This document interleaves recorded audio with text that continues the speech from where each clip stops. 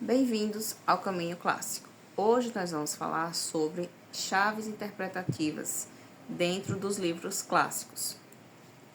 O que é isso? Bom, uma coisa é você ler o livro Pinóquio, por exemplo, do Carlo Collodi, de 1883. É um livro do século XIX, é italiano, o ator é italiano, então a história também, apesar dela não ter um lugar específico citado aqui, a gente sabe que se passa na Itália. Até porque essa tradição das marionetes era um costume italiano, né? Do teatro de marionetes, os fantoches, principalmente de madeira, os bonecos, né? Tudo surgiu ali. Então, esse livro é um dos livros clássicos mais fáceis que existe. É um livro que, se você fizer a leitura dele para uma criança de 6 anos, ela vai entender, tá? Se você pegar uma versão adaptada e ler para uma criança de 3 anos, ela também vai entender. Porque é um livro que não tem coisas muito complexas, que precisam de explicações, de um estudo, de um grande repertório cultural para você entender. Tudo isso é bom se você tiver ajuda, vai ajudar muito, vai acrescentar muito na sua leitura. Mas, se você não tiver, também não vai fazer tanta diferença. Você vai entender a história certinho, você vai captar todos os fatos, né, digamos assim. No entanto, o que acontece é que às vezes as pessoas leem esse livro, tá? E criam polêmicas.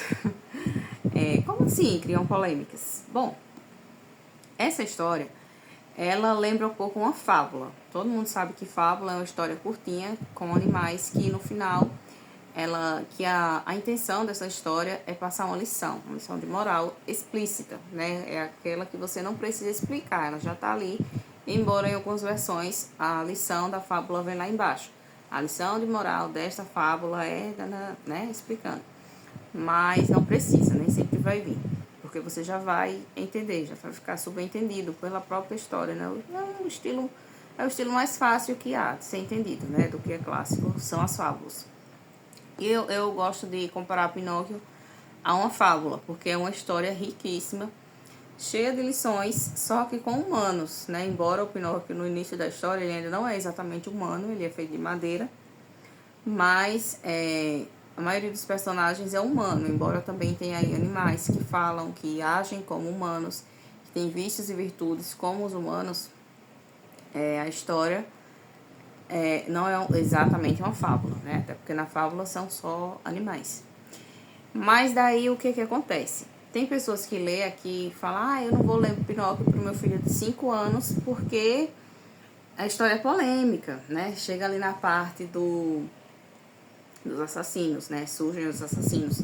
E tem certos públicos que não querem que uma criança de 5, 6 anos escutem essa palavra. Né? Apesar de ser uma coisa do nosso dia, que ela pode ouvir no jornal, por exemplo,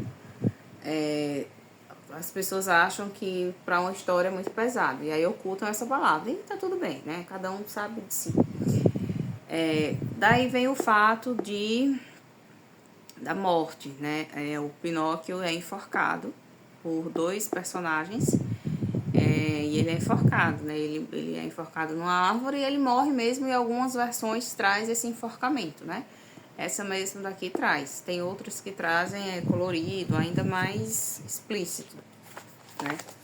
Deixa eu ver aqui se eu acho a dessa versão para mostrar. Aqui. Assim.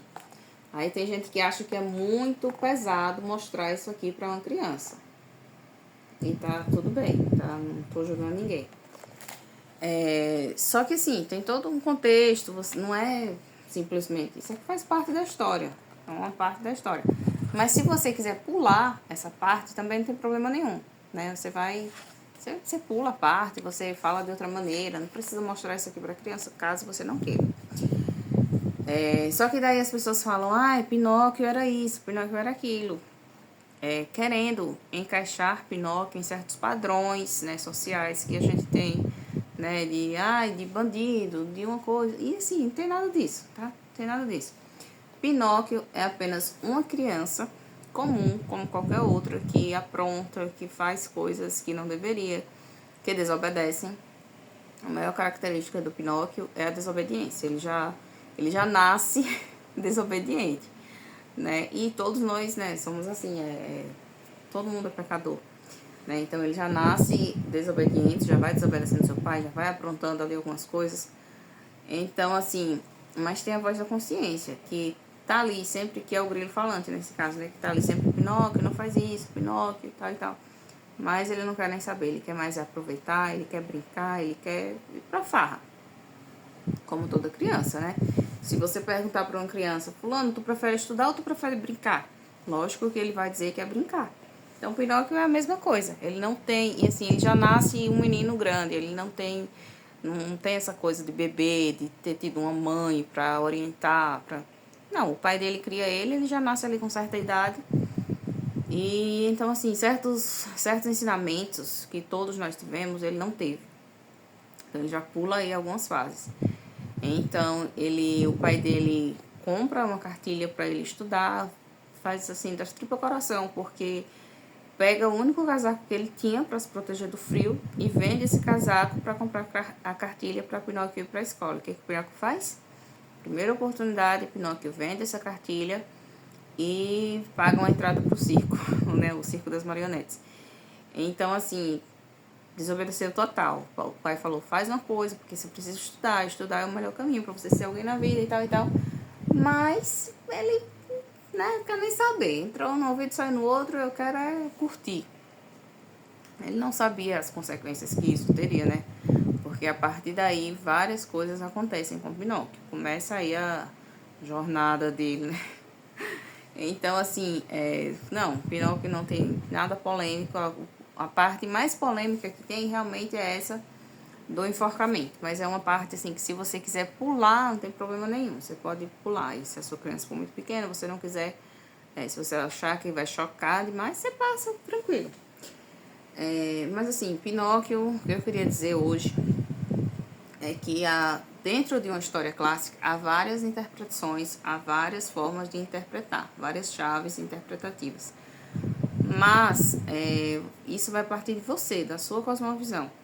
Eu, por exemplo, eu sou cristã, né? Eu sei no que eu acredito e por que eu acredito no que eu acredito. Então é baseado nisso que eu interpreto os livros. Cada pessoa interpreta segundo a sua cosmovisão. A minha é essa, eu sou cristã, eu creio em Deus, eu acredito que existe o bem e o mal, né? E assim por diante. Então é dessa forma, é esse padrão que eu uso para interpretar um livro, né?